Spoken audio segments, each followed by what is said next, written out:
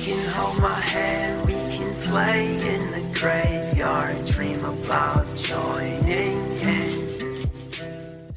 Hello everyone, it is Esther here and welcome back to my channel. So first of all, I'm going to quickly address what's happening in the world right now. So yeah, that's happening. I'm going to be talking about films to watch if you are stuck in your house for a long period of time. Now, obviously, you can watch whatever films you want to watch when you're at home. It just depends on what mood you're in. But I made this list specifically for those maybe with like a darker sense of humour who would want to watch films to do with outbreaks and like people who were like stuck in one place for the whole film or for a long time or something. So yeah, this is just like a fun little list just to sort of pass the time and at least have something on my channel because I haven't made a video in a while. Let's just get started, my dudes. So first we have Cabin Fever, which is about a group of teenagers who go to a cabin in the woods and then there's a disease going around and yeah, it doesn't end very well, but it's an interesting watch to say the least. The next is Contagion. I actually haven't seen this one and it's about, again, a disease, a virus, whatever that goes around and it affects like the whole world pretty quickly, so that's another fun one. We also have Evil Dead, the remake, because it's about a group of people who go to a cabin in the woods and they're planning on not leaving because they're trying to sort of rehabilitate their friend who has a drug addiction. So they're trying not to leave this place, but then some crazy stuff goes down and yeah, death and destruction, my dudes. We also have A Cure for Wellness, which is about a guy who goes to like this wellness center in the mountains and he finds out that things aren't really what they seem and maybe these people aren't getting well. Questions, many questions. The next two films are very similar, and those are One Flew Over the Cuckoo's Nest and Girl Interrupted.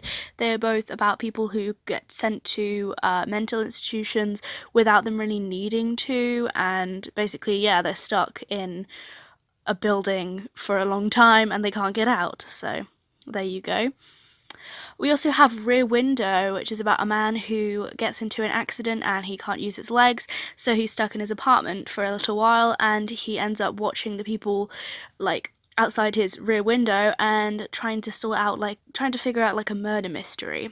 Then we have Gerald's Game, which is about a woman who gets handcuffed to a bed in a cabin in the middle of the woods. Well, it's not really a cabin, it's more like a house, but she gets handcuffed to the bed and she gets stuck there because her husband has a heart attack, so she's stuck there trying to fight for her life. We have Room, which is about a woman who gets kidnapped and she is trapped in a room with her son, and yeah, she's in that room for a long time.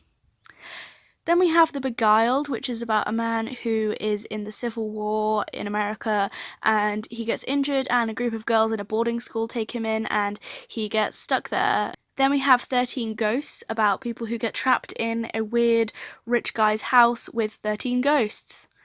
Then we have The People Under the Stairs, about a kid who tries to rob a house and he gets stuck in there and there are people under the stairs. Then we have Escape Room, which is about people who go to do an escape room but they find out that they're actually being killed at this escape room, and it is not just a game, it is really serious and it is about real life. Then we have Flowers in the Attic, about a group of children whose father dies, so they go to live with their mother's mother, their crazy grandmother, and they are locked in the attic and not let out. Then we have Unsane, which is also about another person who gets wrongly put in a mental institution. Misery, which is a film based on a Stephen King book about a man who gets in a car accident and he is being looked after by a very creepy lady. Then we have How I Live Now, which is about a girl who goes to live in the countryside with her cousins and then a war happens.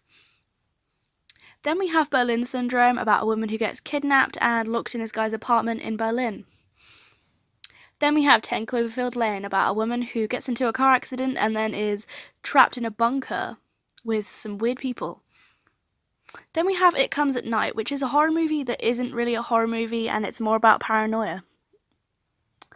Then we have Everything Everything, which is on the more light side of things, where a girl has an illness where she can't leave her house and she ends up falling in love with the boy next door. We have Split, which is about a guy who kidnaps a group of girls and keeps them in his basement, and also he has split personalities. And then the last two, we have Don't Breathe, which is about a group of robbers who try and steal from this guy's house, but then they get trapped there.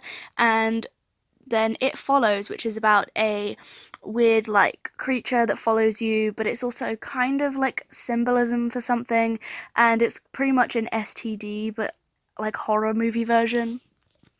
So yeah, I hope you guys enjoyed this list. I hope you found some good, fun, family-friendly films to watch in this time of confusion, paranoia, stress, horror, panic, death.